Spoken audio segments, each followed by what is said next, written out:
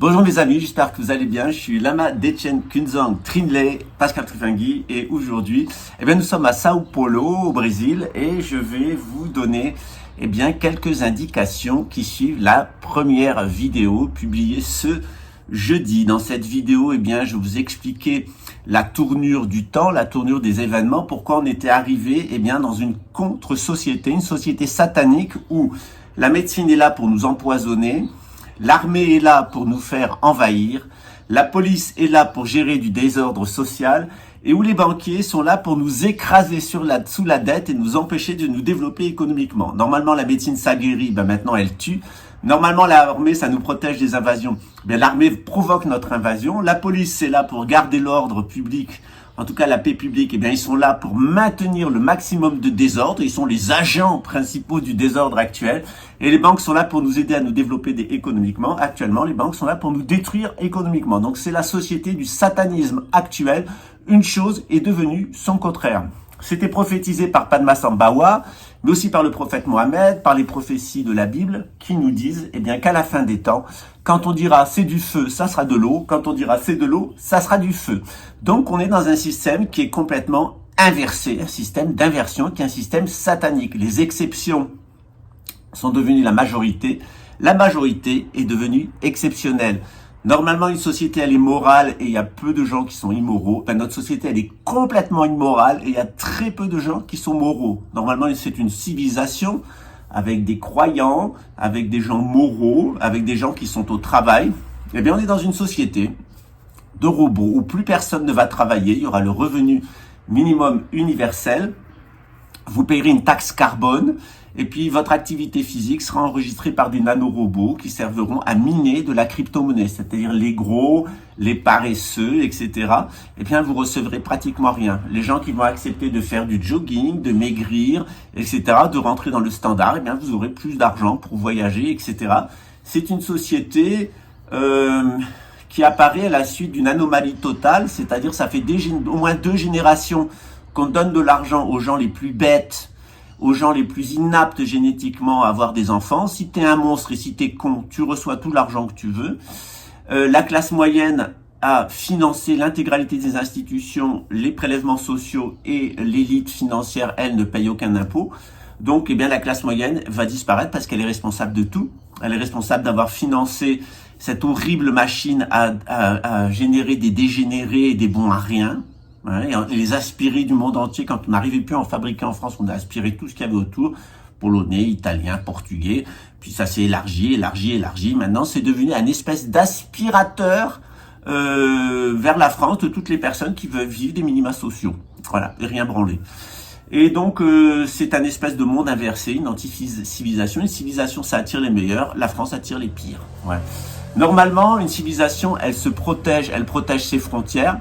La France va détruire les frontières des autres, comme au Mali, comme en Afghanistan, etc. Normalement, une armée, ça fait ça. Normalement, une police, c'est gardien de l'ordre. Actuellement, de l'ordre public, de la paix publique, c'est le gardien de la paix. Actuellement, la police, c'est le gardien du désordre. C'est-à-dire le principal instrument de désordre, actuellement, c'est la police. La BAC se déguise en Black Bloc pour aller jeter des pierres sur les CRS. On donne l'ordre aux CRS de taper les manifestants qui sont au sol.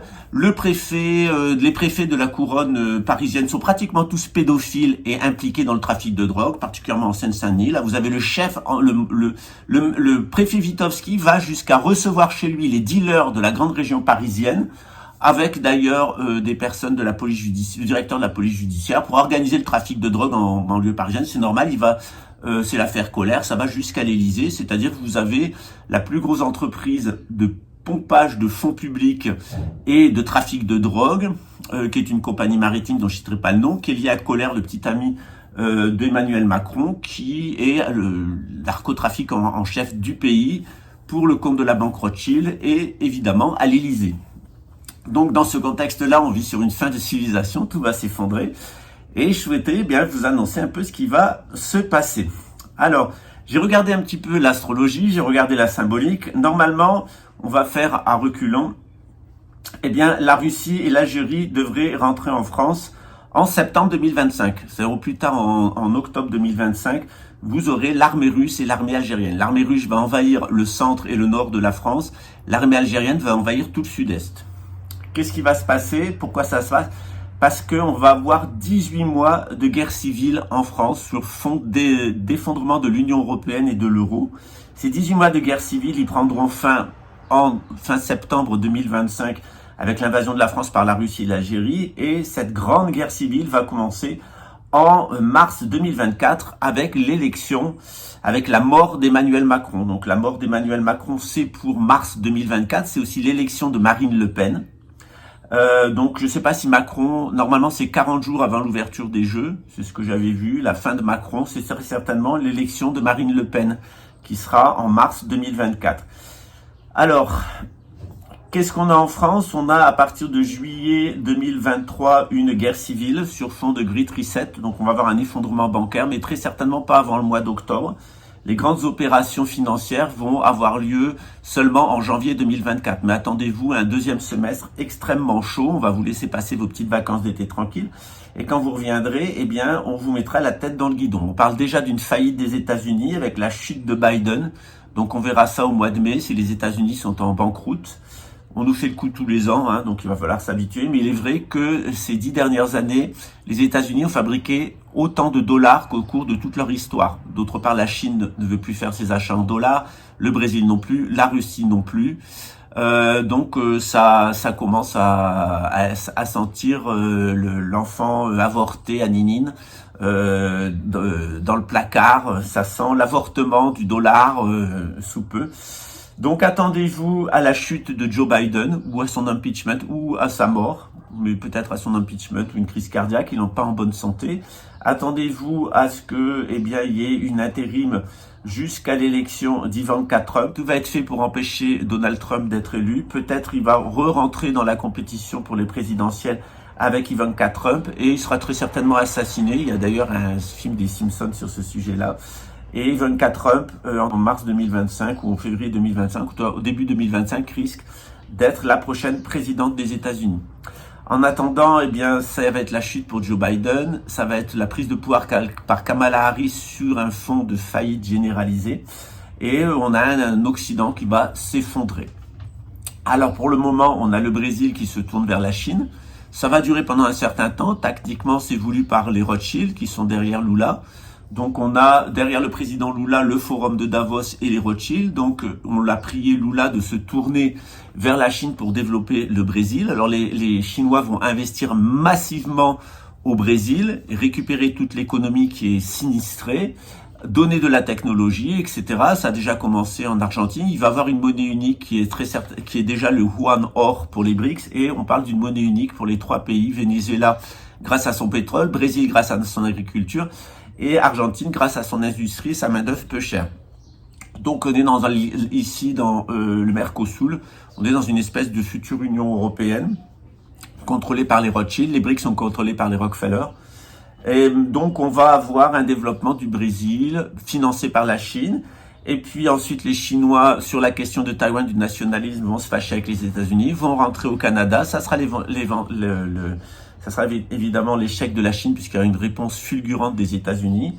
Et donc les Chinois se seront fait baiser par les Brésiliens. Et les Brésiliens n'auront qu'à se remettre dans les bras des États-Unis, ce qu'ils ont toujours fait en fait, pour ensuite, où ils étaient neutres, où ils étaient dans les bras des États-Unis, mais ils n'ont jamais été indépendants, pour ensuite rentrer dans la grande bataille d'Armageddon qui devrait amener à la confrontation, eh bien, sur la question de l'existence d'Israël, d'une gouvernance mondiale, du CANSUR, c'est-à-dire Canada, Nouvelle-Zélande, Australie, United Kingdom, qui serait la colonne vertébrale de la gouvernance mondiale. On aurait un Est avec la Chine et l'Inde qui serait gouverné par plutôt Rockefeller, et puis ce côté ici ouest qui serait plutôt gouverné par Rothschild. Voilà.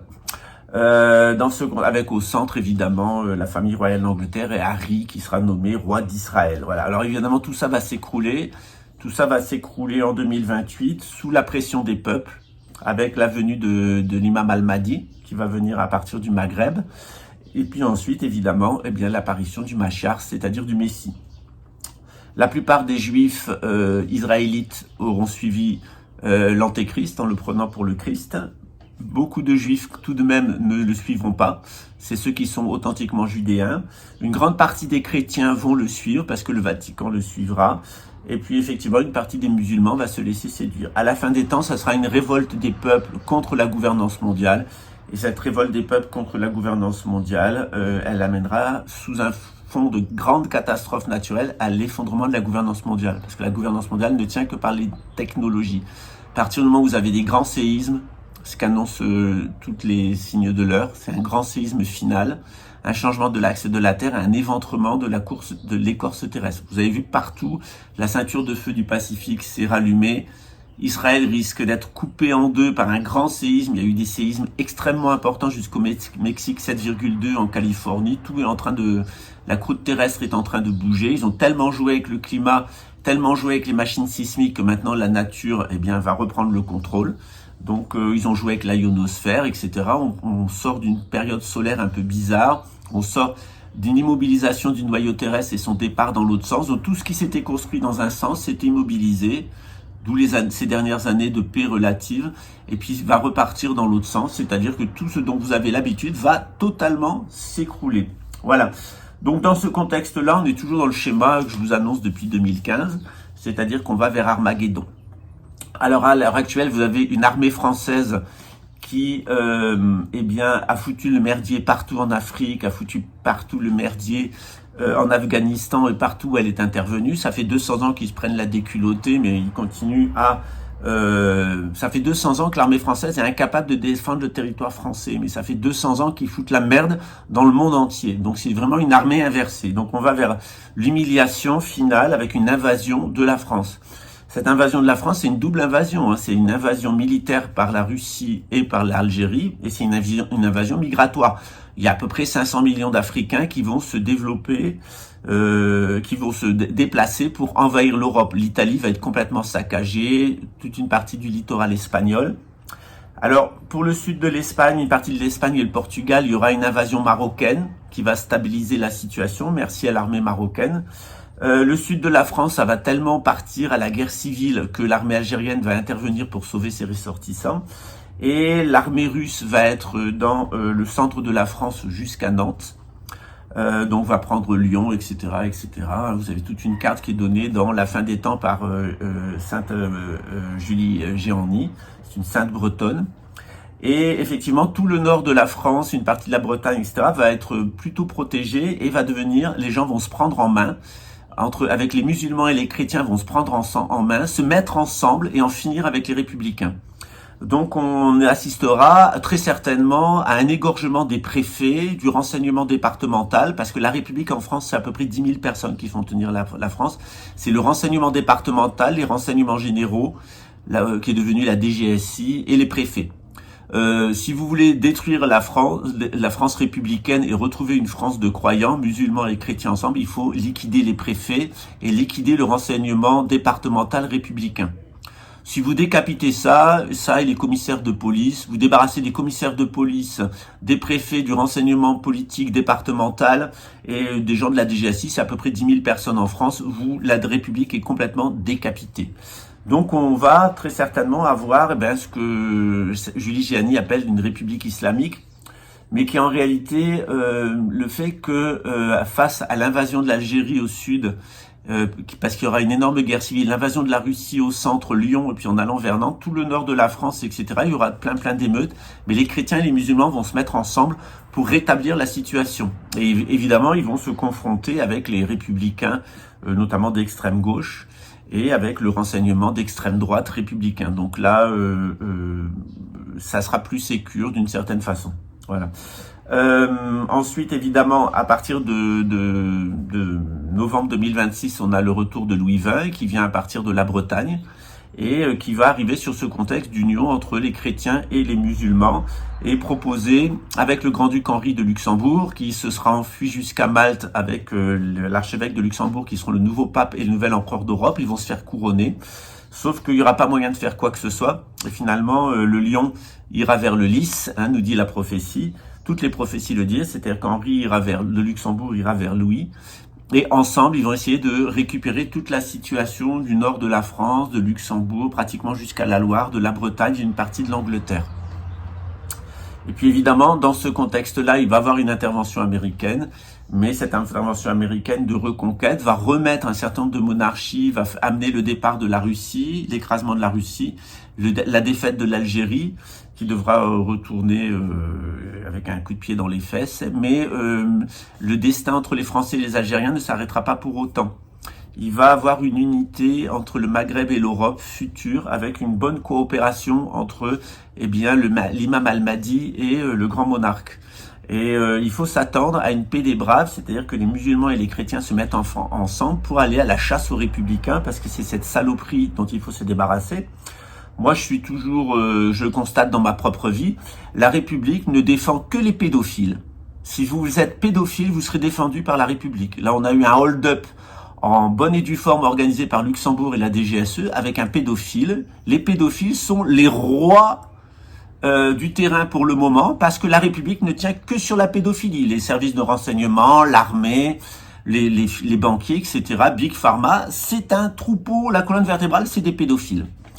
Derrière ces pédophiles, il y a tout le narcotrafic légal et illégal. Il faut bien droguer les gens pour qu'ils se rendent pas compte de ce qui est en train de se passer. Et puis derrière, évidemment, ce sont ces gens-là qui font des assassinats politiques, des mises à mort, etc.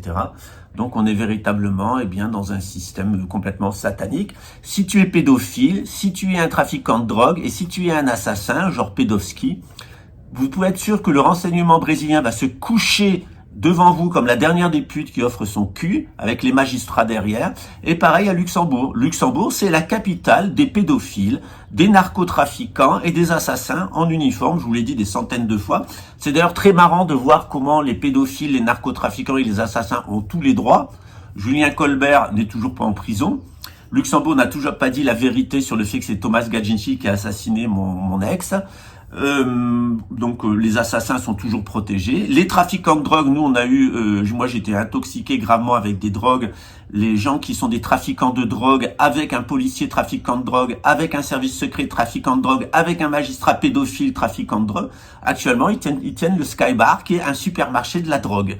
Ce qui prouve bien que si vous êtes un assassin, si vous êtes un trafiquant de drogue, et si à la tête de ça, il y a un pédophile qui est lié à l'armée ou à la police, c'est jackpot, vous pouvez faire tout ce que vous voulez, vous pouvez voler tous mes associés, vous pouvez mentir autant que vous voulez, la justice va se coucher devant vous, le renseignement va se mettre à votre service, et l'État va vous sucer la bite. Au Brésil, l'État brésilien est un suceur de bite d'un pédophile, d'un narcotrafiquant et d'un assassin polonais. Donc bravo à l'État brésilien, hein.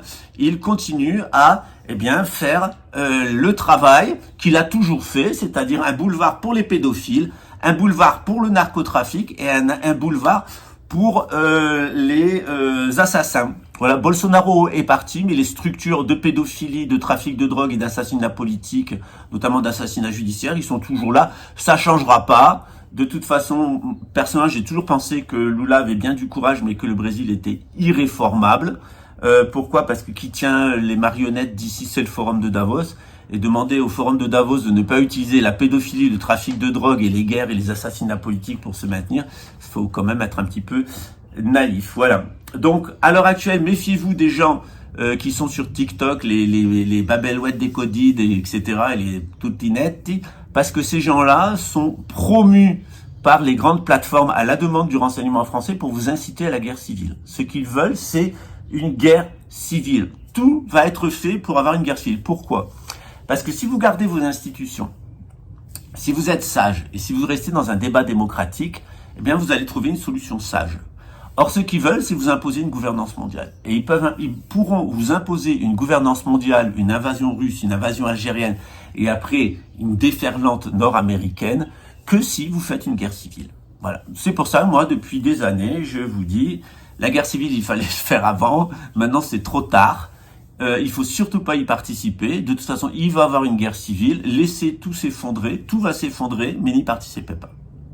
Mettez-vous tranquille à la campagne, en situation de sécurité, et laissez absolument tout s'effondrer. De toute façon, que ça soit le système avec ses pédophiles, ses narcotrafiquants et ses assassins et ses pyramides de Ponzi, vous avez exactement la même chose chez les conspirationnistes et les gens qui veulent aller à la révolution. Ce sont des pédophiles, ce sont des narcotrafiquants, ce sont des assassins, ce sont des vendeurs de pyramides de Ponzi. Donc, Que ça soit le système ou l'antisystème, mouton blanc ou mouton noir, c'est exactement la même chose. La seule chose que vous pouvez faire, c'est effectivement vous mettre en retrait dans la meilleure situation, la plus confortable possible, et laisser absolument tout s'effondrer. De toute façon, pour la France, on sera tranquille qu'en 2026, en novembre 2026 avec le retour du roi. Et au niveau mondial, on sera tranquille qu'à Pâques 2028 avec la mort de l'antéchrist et du faux prophète, donc Elon Musk et Harry Windsor. Ça, c'est pour Pâques 2028. Avant Pâques 2028, il se passera absolument rien de positif. Ça va être que des guerres civiles et que des guerres. Et dans ce contexte-là, ne participez pas à la guerre et ne participez pas à la guerre civile. Mettez-vous en retrait, laissez les pédophiles, les narcotrafiquants et les assassins de service gérer la situation. On est à la fin des temps. Il est normal que ça soit les titans, il est normal que ça soit les assassins, les pédovskis, les Tuticelli, les Armondinelli et toute cette racaille qui va être dans sa superbe, parce que c'est comme ça, c'est les agents du désordre. Regardez, on a eu la Première Guerre mondiale, on l'a eu à cause de ce qui s'est passé chez les Tuticelli. Après tout, l'assassinat avec la Serbie, c'est dans le secteur de l'Italie, c'est les Édomites. La Deuxième Guerre mondiale, c'est les Polacs, c'est encore des Édomites. Et la Troisième Guerre mondiale, vous allez voir qu'il va y avoir un méga problème autour, toujours pareil, des Édomites. Et en réalité, c'est autour des Cananéens. Il y a les 2/3 de l'humanité qui a été polluée par du sang cananéen. Et les écritures, elles sont claires. Au moins dans l'hémisphère nord, il y a les 2/3 de la population qui doit disparaître parce qu'elle a le sang maudit, le sang des Cananéens, le sang des Néandertaliens. Et que cette humanité obsolète, elle est arrivée à reprendre le pouvoir parce qu'il y a eu une fin des croyances sémitiques et parce qu'il y a eu une électrification générale des maisons, de l'air, etc. qui a réactivé cette génétique, ce mémoriel extrêmément destructeur. La réactivation de ce mémoriel destructeur par la technologie, elle fait partie du déterminisme historique. On va vers un énorme tremblement de terre. Vous reprenez dans l'islam les 12 signes de l'heure et vous verrez que au final, ce qui va abattre l'humanité actuelle, des Édomites, gouvernés par les Édomites, pédophiles, narcotrafiquants et assassins, menteurs, voleurs, tueurs, c'est en fait un énorme séisme mondial qui va détruire toutes ces civilisations. Il restera que les gens simples à la campagne qui auront su se mettre à l'abri, écouter leur intuition et se mettre à l'abri. Le monde urbain, pratiquement tout l'hémisphère nord va disparaître. Regardez ce qu'annoncent les fresques de Denver Airport. Ça a été fait, c'est très belles fresques qui ont été faites par un Indien, un indigène mexicain, très bien inspiré. Je pense qu'il a eu à l'intérieur de son cœur une révélation. Il a disparu par la suite dans des circonstances un peu bizarres. Il a dit qu'on lui avait donné les sujets, qu'il les avait seulement peints, mais il a peint aussi beaucoup d'autres choses. Et on voit à peu près ce qui va se passer. Pensez aussi aux fresques de Bank of America à Charlotte, en Caroline du Nord. Vous verrez que tout est à peu près réglé comme sur du papier à musique. Donc, dans les années à venir, guerre civile puis guerre mondiale, et ne participez à rien. Restez tranquille. On aurait pu sauver nos institutions en étant plus raisonnables. Hélas, vous avez des jeunes de moins de 30 ans qui votent extrême gauche. Vous avez les gens entre 30 ans et 60 ans qui votent Front National. Et vous avez des vieux de plus de 60 ans qui votent Système. Donc on a en France une société qui est divisée en trois. Des jeunes qui regardent à l'extrême gauche, des gens qui travaillent qui regardent à l'extrême droite et des vieux qui votent Système comme ils ont fait toute leur vie. Ils ont voté tout le temps pour le système. C'est une génération, les gens qui ont 90 ans maintenant, c'est les plus grands criminels de toute l'histoire de France. Ils ont absolument voté pour tout, que ce soit De Gaulle, François Mitterrand, l'Union européenne, Maastricht, Schengen, etc., etc. C'est le suicide national, comme dirait Éric Zemmour. Je suis pas d'accord avec le fait que ça soit un suicide. Moi, je pense que c'est le déterminisme historique. De toute façon, le nationalisme, ça mène à ça. Le nationalisme, ça mène aux internationales, ou l'international marxiste, ou l'international capitaliste. Et au final, vous avez une supranationale, c'est-à-dire l'ONU. C'est ce qu'essaye de nous imposer la couronne britannique. C'est un gouvernement supranational à partir de Jérusalem, avec le neuroplan, avec les nanotechnologies dans le corps, avec la psychotronique, etc. Tout ce système, en 2028, il est mort. Donc il y en a pour 5 ans, 4 ans même. En France, un petit peu moins parce que c'est là où ça a commencé avant, donc c'est là où ça va s'écrouler le plus vite. En France, c'est fini en novembre 2026. Tout ce système est absolument fini et obsolète. Mais en attendant, vous allez avoir eh bien, la victoire apparente des pédophiles, des narcotrafiquants et des assassins. Regardez en France, vous avez au pouvoir un pédophile, un narcotrafiquant et un assassin, puisqu'après tout, toutes les décisions qu'il a prises, que ce soit la guerre en Ukraine ou le Mali, etc., ça a provoqué la mort de milliers de personnes. Pour quel résultat? Maintenant, c'est les Russes qui sont au Mali, et maintenant, c'est les Russes qui sont en Ukraine. C'était bien la peine de dépenser autant d'argent et de faire tuer autant de personnes pour finalement en arriver à ce que voulait le déterminisme historique, c'est-à-dire que l'Ukraine et que le Mali soient sous contrôle provisoire de la Russie. Donc pour l'instant, eh bien, on est sous le contrôle provisoire des pédophiles, des narcotrafiquants et des assassins.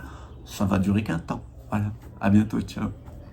S'agit-il des prophéties? Elles prendront fin. Des langues, elles cesseront. De la science, elle aura son terme. Car nous ne connaissons qu'en partie, et nous ne prophétisons qu'en partie. Or, quand sera venu ce qui est parfait, ce qui est partiel prendra fin. Lorsque j'étais enfant, je parlais comme un enfant, je pensais comme un enfant, je raisonnais comme un enfant. Lorsque je suis devenu homme, j'ai laissé là ce qui était de l'enfant. Maintenant nous voyons dans un miroir, d'une manière obscure, mais alors nous verrons face à face. Aujourd'hui je connais en partie, mais alors je connaîtrai comme je suis connu.